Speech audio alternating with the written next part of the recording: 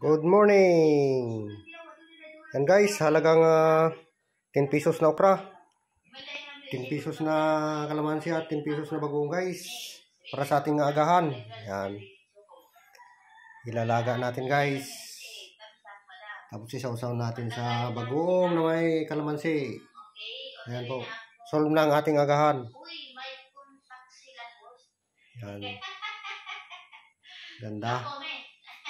Guys. Oh. Diba?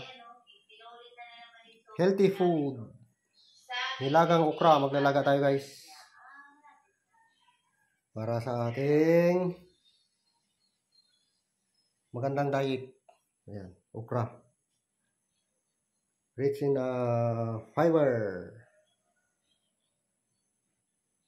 Vitamin A. Ayan guys.